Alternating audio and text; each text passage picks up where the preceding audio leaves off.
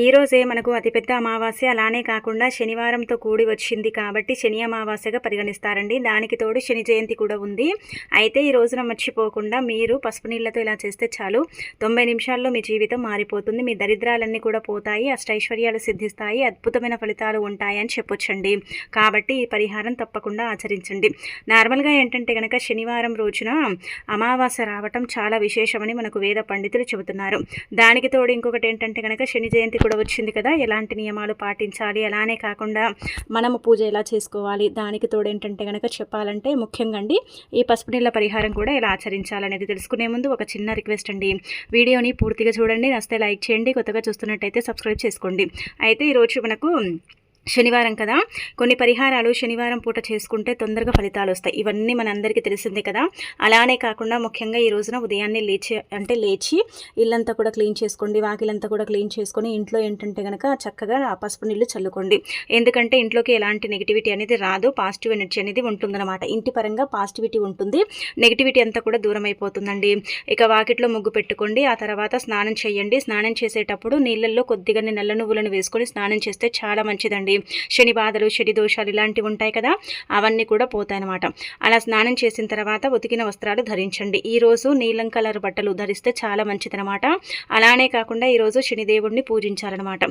శని బాధలు చాలా మందికి ఉంటూ ఉంటాయి. దశల వారీగా శని నడుస్తూ ఉంటుంది కదా, ఆ శని నుంచి విముక్తి కలగాలంటే కనుక మీరు శివాలయంలో ఉండే నవగ్రహాలను దర్శించుకోవటం, అలానే కాకుండా మీరు దగ్గరలో ఉండే శని ఆలయానికి వెళ్ళి అక్కడ ఏంటంటే కనుక చక్కగా తైలాభిషేకం చేయటం, దీపారాధన చేయటం, అనంతరం వచ్చేసి ఏంటంటే నవగ్రహాలకు 11 ప్రదక్షిణ చేయటం, ఇలాంటి పనులు చేస్తే చాలా మంచిదనమాట. చాలా అద్భుతమైన ఫలితాలు ఉంటాయి. ఈ రోజున మర్చిపోకుండా ఒక నల్లటి గొడుగండి, గొడుగు కొని ఎవరికైనా సరే ఏంటంటే కనుక దానం చేసిన మీ శని పోతుందని శాస్త్రంలో చెప్పబడుతుంది. ప్రత్యేకించి ఈ రోజున ఏంటంటే కొబ్బరి నీళ్లతో శనిదేవుడిని అభిషేకించుకుంటే అద్భుతమైన ఫలితాలు వస్తాయి. నువ్వుల నూనెతో శనిదేవుడిని అభిషేకించుకుంటే ఏంటంటే కనుక శని బాధలు పోతాయి. అలానే కాకుండా ముఖ్యంగా ఏంటంటే శనిదేవుడికి మనము చెప్పాలంటే నీలం రంగులో ఉండే పుష్పాలంటే ఇష్టం కాబట్టి అవి సమర్పిస్తే మనకు కోటి జన్మల పుణ్యం వస్తుంది. శని మనని వీడి దూరంగా వెళ్ళిపోతుందని చెప్పొచ్చు. కాబట్టి విధంగా ప్రయత్నించుకోండి. ఇక ఆ తర్వాత ఈ రోజున ఏంటంటే ఇంట్లో నాన్ వెజ్ వండి తినకూడదండి.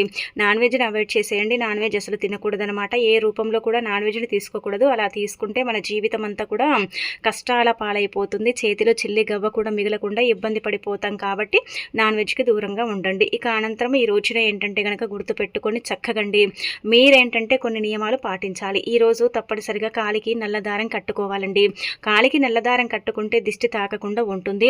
అనుకున్న పనులు అనుకున్న సమయానికి జరగటం, పనుల్లో ఆటంకాలు లేకుండా అనారోగ్య సమస్యలతో ఇబ్బంది పడుతూ ఉంటారు కదా, అలా అనారోగ్య సమస్యలు కూడా తొలగిపోతాయి. ఆరోగ్యంగా ఉంటారు, ఎప్పుడు కూడా హ్యాపీగా ఉంటారని చెప్పొచ్చు. కాబట్టి ఆడవాళ్ళైతే కుడి కాలికి, మగవారైతే ఎడమ కాలికి కట్టుకోండి.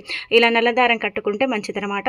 ఇలా నల్లదారానికి ఏంటంటే 9 ముళ్ళు వేసి ఆ నల్లదారాన్ని దేవుడి పటాల దగ్గర పెట్టి ఆ తర్వాత దాన్ని తీసి ఎవరైతే కట్టుకుంటారో అలాంటి వాళ్లకు మంచి ఫలితాలు వస్తాయని మనకు శాస్త్రాల్లో చెప్పడం జరుగుతుంది. కాబట్టి ఈ విధంగా ఈ నల్లతాడు కాలికి కట్టుకోండి. ఇక అనంతరం వచ్చేసి ఇంకొకటి ఏంటంటే ఇంటి గుమ్మానికి గుమ్మడికాయ కట్టండి. అలా గుమ్మడికాయ కడితే దిష్టి మొత్తం పోతుంది, మంచి ఫలితాలు వస్తాయండి. పసుపు నీళ్ళ గురించి మనందరికీ తెలిసిందే కదా, పసుపు నీళ్లు చాలా శక్తిని కలిగి ఉంటాయండి. పసుపు అతీత శక్తివంతమైనది. పసుపు నీళ్ళు ఏంటంటే కనుక చాలా వరకు కూడా మనకుండే ఇబ్బందిని తొలగించడానికి ఉపయోగపడతాయండి.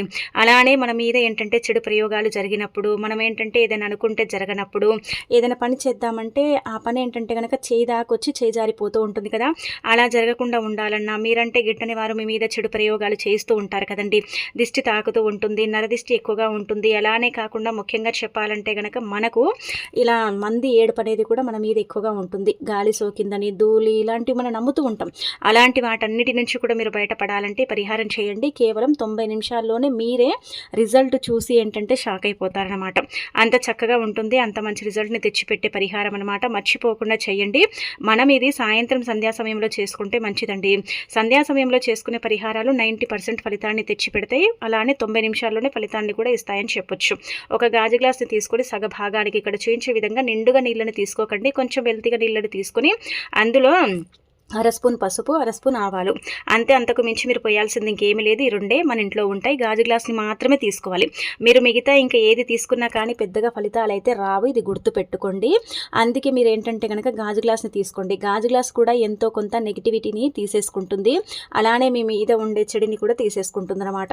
గాజు గ్లాస్ తీసుకొని ఈ రెండు వస్తువులు ఆవాలు, పసుపు వేసేసి తల చుట్టూదా ఏంటంటే కనుక 9 సార్లు తిప్పి ఆ నీటిని తొక్కని ప్రదేశంలో పడబోయండి. అలా చేస్తే మీకుండే ఇబ్బందులన్నీ కూడా పోతాయి. మీ మీద ఉండే నరదిష్టి, చెడు దిష్టి ఇదంతా కూడా పోయి మీకు మంచి జరిగి మంచి ఆరోగ్యము, ఐశ్వర్యము కూడా లభిస్తుంది. అలానే అన్ని విధాలుగా కూడా బాగుంటుందని చెప్పొచ్చు. కాబట్టి నమ్మకంతో ఏంటంటే కనుక ఈ పరిహారం ఆచరించుకోండి. ఇక తర్వాత ఏంటంటే కనుక ఈరోజు ముఖ్యంగా మీరండి ఈ యొక్క పరిహారం చేయండి. చాలామందికి కూడా ఏంటంటే కనుక చెప్పాలంటే ఇబ్బందులు ఉంటూ ఉంటాయి కదా, అలాంటి వాళ్ళు ఏంటంటే లవంగాలతో అండి, అంటే చెడు కళలు వస్తూ ఉంటాయి, కళల వల్ల ఇబ్బంది పడతారు కదా, రాత్రికి పడుకునేటప్పుడు 2 లవంగాలు తీసుకొని దిండు కింద పెట్టి పడుకోండి. ఇవేంటంటే కళలు రాకుండా, కళల నుంచి మనకు విముక్తి కలిగించడానికి లవంగాలు ఉపయోగపడతాయి అన్నమాట. లవంగాలు లక్ష్మీదేవికి ఇష్టం కాబట్టి లవంగాలను దిండు కింద పెట్టి పడుకుంటే చాలా మంచి రిజల్ట్ ఉంటుందండి. మనకేంటంటే కళలు వచ్చి ఇబ్బంది పెట్టి బాధ పెడుతూ ఉంటాయి. కొన్ని కళలు వస్తే ఏంటంటే కనుక కళలు నిజమవుతూ ఉంటాయి కదండి. ఆ కళలు నిజమవుతాయని మనం బాధపడుతూ ఉంటాం కదా. అయితే కళలు నిజం అవ్వకుండా ఉండాలన్నా, చెడు కళలు ఏవి రాకుండా ఉండాలన్నా సరే ఈ లవంగాలు మనకు చక్కగా ఏంటంటే కనుక ఫలితాలను ఇస్తాయి. కాబట్టి 2 లవంగాలు తీసుకొని కళలు రాకూడదని చెప్పుకొని దిండు కింద పెట్టి పడుకొని తెల్లారి లేచిన తర్వాత ఆ లవంగాలను తీసుకెళ్ళి ఏదైనా చెట్టు మొదట్లో పడేస్తే సరిపోతుంది. 2 తీసుకోండి, ఎక్కువగా తీసుకోకూడదు, తక్కువగా తీసుకోకూడదు అనమాట. అలా తీసేసుకొని ఈజీగా చేసేసుకోవచ్చు ఈ పరిహారం. కాబట్టి మనకు తిదివార నక్షత్రం బాగుంది కదా. అయితే ఇక్కడ గుర్తుపెట్టుకోండి, అమావాస్య ఏంటంటే 150 ఏళ్ల తర్వాత వస్తున్న అత్యంత శక్తివంతమైన అమావాస్య, చాలా పవర్ని కలిగిన అమావాస్యని పురాణ గ్రంథాల్లో చెప్పడం జరుగుతుందన్నమాట. అందుకే మీరు ఈ రోజున ఈ చిన్న చిన్న నియమాలు పాటించిన, ఈ చిన్న చిన్న పనులు చేసుకున్న, ఈ లవంగాల పరిహారాన్ని ఆచరించినా సరే మీకు రిజల్ట్ అనేది ఉంటుందన్నమాట. తప్పకుండా మీరే మీ కళ్ళతో చూసి షాక్ అయిపోతారని చెప్పొచ్చు. కాబట్టి పాటించుకోండి. ఇక అనంతరం వచ్చేసి ఈ రోజున ప్రత్యేకించి ఏంటంటే కనుక మీరండి మీ ఇంట్లో ఏంటంటే కనుక చెప్పాలంటే ఇలా మీరు 2 పూటల దీపారాధన చేయండి. 2 పూటలు కూడా స్నానం చేసుకోండి. ఆ నీటి ద్వారా ఏంటంటే కనుక మనకు ఉండే ఇబ్బందులన్నీ కూడా పోతాయండి. అమావాస్య రోజు తప్పకుండా ఇంటిల్లిపాది కూడా తలస్నానం చేయాలి. అలా చేస్తే ఏంటంటే ఎలాంటి ఇబ్బంది అనేది ఉండదు. కొన్ని బాధల నుంచి మనం బయటపడే అవకాశం ఉంటుంది. మనకు పట్టిన పీడలన్నీ కూడా ఆ నీటి ద్వారా పోతాయి. గ్రహ దోషాలు, జాతక సమస్యలు, జాతక దోషాలు కూడా ఆ నీటి ద్వారా పోయి మనం ఎల్లప్పుడూ కూడా సుఖ సంతోషాలతో ఉండగలుగుతాం. కాబట్టి పిల్లలు, పెద్దలు ఎవరైనా సరే ఏంటంటే 2 పూటలు స్నానం చేసేసుకోండి, సరిపోతుంది. ఇక అమావాస్య కదా చాలా చాలా శక్తివంతమైనది. కాబట్టి ఈ రోజున ఖచ్చితంగా కుక్కకి ఏంటంటే కనుక ఆహారం పెట్టండి. కుక్కకు నల్ల నువ్వులతో కూడిన ఆహారం పెడితే చాలా మంచిదండి. కుక్క విశ్వాసకర జంతువు అండి. కాబట్టి ఏంటంటే మన వీధిలో ఉండే కుక్కలు కానీ, మన ఇంట్లో ఉండే వాటికి కూడా మనము అన్నం పెడితే మంచిదనమాట. అన్నంలో కానీ, పెరుగన్నంలో కానీ మీరు ఏంటంటే కొద్దిగా నల్ల నువ్వులు తీసుకొని అందులో కలిపి మీ కోరిక చెప్పుకొని అదేంటంటే కుక్కకు తినిపించండి. అంటే కుక్కకు పెట్టండి. కుక్క తినేటప్పుడు కొంచెం ఒక సైడ్కు నించొని మీ మనసులో కోరిక బలంగా కోరుకుంటే అదేంటంటే కనుక 11 రోజుల్లో కానీ 7 రోజుల్లో కానీ తీరుతుందని మనకు పరిహార శాస్త్రంలో చెప్పబడుతుంది. కాబట్టి ఈ విధంగా చేసుకోండి. ఇలా ఇంకా దానితో పాటు కాకులకు కూడా ఈరోజు ఆహారం పెట్టాలన్నమాట. కాకులకు ఆహారం పెడితే శని పోవటంతో పాటు శనీశ్వరుడే మనని కుబేరుల్లాగా మారుస్తాడు. అలానే కాకుండా కాకికి ఆహారం పెట్టడం వల్ల శనిదేవుడి యొక్క అనుగ్రహము, కృప మన మీద ఉంటుందన్నమాట. మనకేంటంటే ఈరోజు శని త్రయోదశి, అలానే కాకుండా అంటే మనకు శని జయంతి, అలానే కాకుండా ఏంటంటే శని అమావాస్య కదా. అందుకే ఈరోజు మీరు ప్రత్యేకించి ఏం చేయండి అంటే కనుక మీరు ఇంట్లో నుంచి బయటికి వెళ్ళేటప్పుడు కాకి ఎదురొచ్చింది అనుకోండి, కాకికి నమస్కారం చేసుకుంటూ వెళ్ళండి. అంటే కాకికి నమస్కారం చేసుకోవడంతో పాటు కాకి కనిపిస్తే ఓం శనిచ్చరాయ నమః, ఓం శనిచ్చరాయ నమః అని 3 సార్లు వరుసలో అనుకోండి. అలానే కాకుండా ఏంటంటే కనుక కాకి మీరు అన్నం తినేటప్పుడు వచ్చినా, లేదంటే మీ అంటే ఇంటి ముందుకు వచ్చి కాకి అరుస్తుంటే ఎలగొట్టకూడదండి. అన్నం తీసుకోండి, గుప్పెడన్నం, తెల్లన్నం తీసుకొని కొద్దిగా నువ్వులు పోసి అందులో ఏంటంటే కనుక అది కాకికి పెట్టేసి ఓం శనిచ్చరాయనం అనుకోండి, సరిపోతుంది. మంచి జరుగుతుంది. శనిదేవుడి అనుగ్రహం అనేది ఇట్టే కలుగుతుందన్నమాట. శని బాధలు పోతాయి. దశలవారి శని నుంచి మీకు విముక్తి కలుగుతుంది. చాలా మంచి రిజల్ట్ అయితే చూస్తారు. చాలామంది కూడా ఈరోజు కాకికి పిలిచి మరీ అన్నం పెడుతూ ఉంటారు.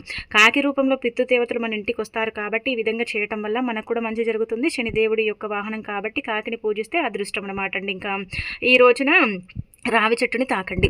రావి చెట్టులో ఏంటంటే గనక మనకు పాజిటివిటీ ఉంటుంది. అలానే కాకుండా శ్రీ మహావిష్ణువు అంటే రావి చెట్టులో కొలువు తీరుతాడని మనం నమ్ముతూ ఉంటాం కాబట్టి ఈరోజు ఏంటంటే రావి చెట్టు దగ్గరికి వెళ్ళి రావి చెట్టుకు నమస్కారం చేసుకోవటం, రావి చెట్టు చుట్టూ ప్రదక్షిణలు చేయటం, రావి చెట్టుని ఏంటంటే గనక 11 సార్లు 2 చేతులతో తాకటం, అలానే రావి చెట్టు నీడలో కాసేపు కూర్చోవటం, దానికి తోడు ఏంటంటే గనక ఏదైనా పెద్ద సమస్య ఉంటే అది తీరాలని రావి చెట్టుకు ఎరుపు రంగు తాడు కట్టడం, ఇలాంటివి చేస్తే చాలా మంచి రిజల్ట్ ఉంటాయండి.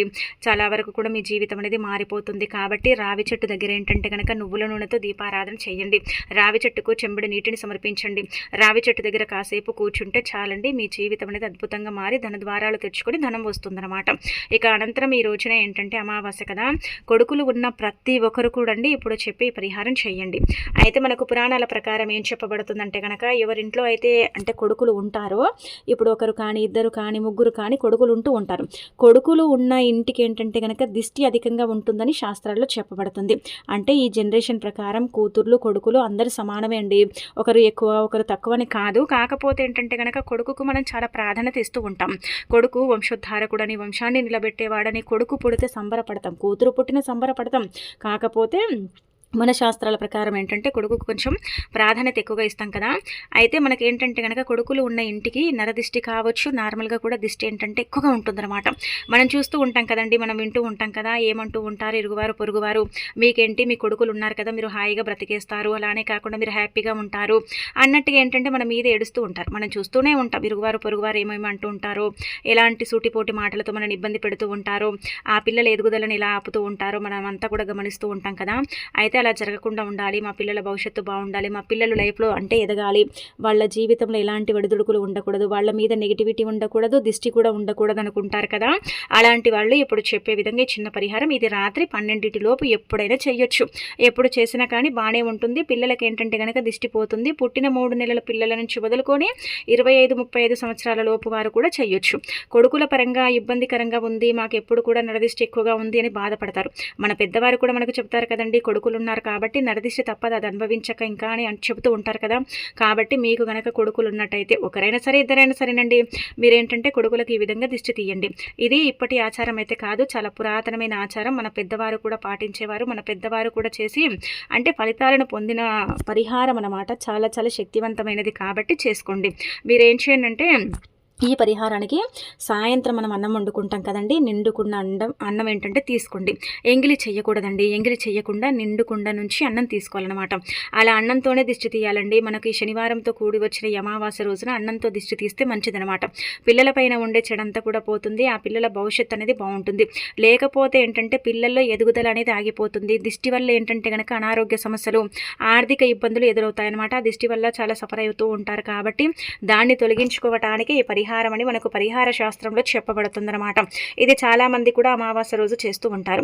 అంటే ఇప్పుడు చిన్నపిల్లలు ఉన్నారనుకోండి, వాళ్ళు అన్నం తినరు, ఇబ్బంది పెడుతూ ఉంటారు. కొంచెం పెద్ద పిల్లలు కూడా అంటే పని చేయడం వాళ్ళకు సరిగ్గా చేత కాకపోవటం, అలానే కాకుండా ఏదైనా చేయాలనుకుంటారు కానీ అది చేయలేకపోతారు, ఏదైనా అనుకుంటే అది జరగదని బాధపడుతూ ఉంటారు, ఇబ్బంది పడిపోతూ ఉంటారు కదా. అలాంటి పిల్లలకు కూడా ఏంటంటే కనుక చక్కగా పనిచేస్తుందన్నమాట. అందుకే మీరు 3 ముద్దల అన్నం తీసుకోండి, 3 ముద్దలే తీసుకోండి. అందులో ఒక కుంకుమ ముద్ద చుట్టండి, ఒకటి పసుపు ముద్ద చుట్టండి, ఒకటి తెలుపు అలాగే ఉంచండి. అంటే ముద్ద చుట్టి దాని మీద మీరు కుంకుమ పోసేసి ఇంకొకసారి ముద్ద చేస్తే సరిపోతుంది. పసుపు వేసి పసుపు ముద్ద చేసేయండి, సరిపోతుంది. ఇంట్లోదే, దీనికోసం ప్రత్యేకించి ఏం తెచ్చుకోకండి. అలా చేసిన తర్వాత అందులో ఒక కోడిగుడ్డు తీసుకొని ఇంటూ మార్కు వేయండి. 3 ముద్దలన్నం ఒక కోడిగుడ్డు పెట్టి మీ పిల్లలకి ఏంటంటే కనుక పడమడ ముఖాన నించోబెట్టి వాళ్లకు చక్కగా దిష్టి తీయండి. అలా దిష్టి తీసిన తర్వాత ఆ కోడిగుడ్డు పగలకుండా అంతా కూడా ఒక కవర్లో వేసేసి దూరంగా ఏంటంటే కనుక పెట్టేసి వదిలేసి రండి. కోడిగుడ్డు పగలకూడదనమాట. అంటే పిల్లలకు తీసేసిన తర్వాత కోడిగుడ్డు పగలకుండా పెట్టేసి వచ్చేస్తే సరిపోతుంది. మీరు ఇక్కడ ఇది గమనించుకోండి, మీకు 3 పిల్లలు ఉన్నారని ఏంటంటే కనుక 3 ముద్దల అన్నం చుట్టేసి 3కి తిప్పి పడేయకండి. అలా చేయటం వల్ల ఏం ఫలితం ఉండదు, ఇది గమనించుకోండి. ఎందుకంటే ఒక్కొక్కరి జాతక సమస్య, జాతక దోషాలు, అలానే కాకుండా పేరు బలము, ఆ గ్రహ బలం ఇదంతా కూడా వేరు ఉంటుంది కదండి. మన పిల్లలు 3 అయినప్పటికీ కూడా పేర్లు కూడా వేరు ఉంటాయి కదా. అలా ఏంటంటే మీరు అంటే ఎవరిది వారికి సపరేట్గా తీయండి. మీ ఇంట్లో 2 పిల్లలు ఉంటే 6 ముద్దలను చుట్టండి, 2 కోడిగుడ్డులు తీసుకోండి, ఎవరికి వారికి సపరేట్గా చేయండి. మాకు రాదండి చేయడం అంటే కనుక ఇదంతా కూడా కవర్లో పెట్టి కవర్ని 11 సార్లు తల చుట్టూ తిప్పి పగలగొట్టకుండా తీసుకెళ్ళండి. చల్లండి. లేదంటే ప్లేట్లో పెట్టుకొని ఎడమ చేతితో చక్కగా ఏంటంటే కనుక పిల్లలకు నుదుటి భాగం నుంచి బొటన వేలు వరకు 3 సార్లు, వెనక నుంచి కూడా యాజ్ ఇట్ ఈస్గా అలాగే 3 సార్లు, ఆ తర్వాత తల చుట్టూదా 2 సార్లు ఇలా 3 ముద్దల అన్నాన్ని తిప్పేసి ఇంకా దాన్ని మనం ఏంటంటే కనుక దూరంగా పెట్టేసి వస్తే సరిపోతుంది. కోడిగుడ్డు పగలకూడదనమాట. పగలకుండా పెట్టేసి వచ్చి ఆ పిల్లలకు కాళ్ళు చేతులు శుభ్రం చేస్తే వాళ్ళ మీద ఉండే నెగిటివిటీ మొత్తం కూడా పోయి వాళ్ళ ఎదుగుదలలో ఎలాంటి ఇబ్బందులు అయితే ఉండవు. ఇది గమనించుకొని గుర్తుపెట్టుకొని ఏంటంటే కనుక చేసుకొని రిజల్ట్ అనేది పొందండి. మీరే ఆశ్చర్యానికి గురైపోతారు. మీరే ఏంటంటే షాక్ అయిపోతారనమాట. ఇంత మంచి ఫలితం వస్తుందా, ఇంతలా మాకు ఈ పరిహారం ఉపయోగపడుతుందా, ఇంత శక్తివంతమైన పరిహారం అని మీరే భావించుకుంటారు. మీరే షాక్ అయిపోతారని చెప్పొచ్చు. కాబట్టి పరిపూర్ణ నమ్మకంతో చేయండి. ఎంత నమ్మకం ఉంటుందో పరిహారం అంత చక్కగా పనిచేస్తుంది. పరిహారం అనేది అంత చక్కగా సిద్ధిస్తుందని మనకు పురాణాలలో చెప్పబడుతుందన్నమాట. మర్చిపోకండి, చేసుకోండి. పిల్లల పరంగా ఎలాంటి ఇబ్బంది అనేది ఉండదు. మనకేంటంటే ఎలాంటి దిష్టి కూడా సోకదు. ఎలాంటి ఇబ్బంది అనేది లేకుండా ఉండటానికి వాళ్ళ ఎదుగుదల, వాళ్ళు పనిచేసే విధానం కావచ్చు, అదంతా కూడా బాగుంటుంది. అనారోగ్య సమస్యలు కూడా తొలగుతాయి. ఆరోగ్యంగా, ఉల్లాసంగా, ఉత్సాహంగా ఉంటారని పురాణ గ్రంథాల్లో చెప్పబడుతుంది. కాబట్టి పాటించుకోండి. ఆ తర్వాత ఈరోజు మనకు చెప్పాలంటే అమావాస్య కదా. చాలామంది కూడా అండి ఏంటంటే కలబంద మొక్కని ఇంటికి కడుతూ ఉంటారు. ఎందుకు కడతారో తెలుసా అండి? ఇది చాలామందికి తెలియకపోవచ్చు. దిష్టి కోసం కడతారు. అలానే కాకుండా నరదిష్టి పోగొట్టుకోవడానికి కడతారు. ఇంటి పరంగా ఏదైనా ఏడుపు ఉంటే ఆ ఏడుపుని కూడా తొలగించడానికి కలబంద మొక్క కడతారు. కలబంద మొక్కను ఏంటంటే కనుక కట్టే విధానం అండి. కలబంద మొక్క అతీత శక్తివంతమైనది, చాలా పవర్ని కలిగి ఉంటుంది. కలబంద మొక్కతో చేసుకునే పరిహారాలు కూడా మనకు పనిచేస్తాయి. కలబంద మొక్క ఏంటంటే కనుక దిష్టి పరంగా, దోషాల పరంగా ఉపయోగపడుతుంది. ఇంటికి పట్టిన పీడల్ని కూడా తొలగించడానికి కలబంద మొక్క ఏంటంటే కనుక చక్కగా పనిచేస్తుంది. కాబట్టి ఈరోజు ఏంటంటే కనుక ఒక కలబంద మొక్క వేళ్లతో సహా పీకి ఇంటికి తెచ్చుకోండి. చిన్నదా పెద్దదా పక్కన పెడితే మాత్రం కలబంద మొక్కనైతే ఇంటికి తెచ్చుకోండి. అలా తెచ్చుకున్న తర్వాత మీరేంటంటే దాని మీద పసుపు నీళ్లు చల్లి ఆ కలబంద మొక్కను ఏంటంటే కనుక ఒక ఎరుపు రంగు తాడు తీసుకోండి. మనం చేతికి కట్టుకుంటాం కదా, కొంచెం దొడ్డు తాడు. అది తీసుకున్న తర్వాత ఏంటంటే కనుక దాన్ని ఎరుపు రంగు తాడుతో కట్టి మీ ఇంటి సింహద్వారం దగ్గర వేలాడదీయండి. మీ ఇంటికి దిష్టి తాకదు, మీ ఇంటికి చెడు అంటే ఇలా సమస్యలు ఉంటాయి కదా, చెడు సమస్యలు, అనారోగ్య సమస్యలు, ఆరోగ్యం బాగాలేకపోవటం, ఇల్లు అనుకూలించకపోవటం, మంది ఏడుపు ఎక్కువగా ఉండటం, ఇంటి మీద ఇలాంటివి ఉంటాయి కదా, అవన్నీ తొలగిపోతాయి. గృహంలో సంతోషం, ఆరోగ్యం, ఐశ్వర్యం, అలానే కాకుండా గొడవలు కూడా తగ్గుతాయి. అమావాస్యకి ఏంటంటే కనుక మీకు మంచి జరుగుతుంది. కొంతమందికి అమావాస్య పడదు కదా, అలాంటి వాళ్ళకి అమావాస్య కూడా అనుకూలిస్తుంది. ఈ కలబంద మొక్కని కట్టడం వల్ల మంచి ఫలితాలను అయితే చూడగలుగుతారు. కాబట్టి ఖచ్చితంగా కలబంద మొక్కని ఏంటంటే కనుక మీ ఇంటికి కట్టుకోండి. అమావాస్య రోజు తప్పనిసరిగా కట్టాలి. కడితేనే మంచిదని పురాణాలలో చెప్పబడుతుంది. కాబట్టి కలబంద మొక్కని ఖచ్చితంగా కట్టండి.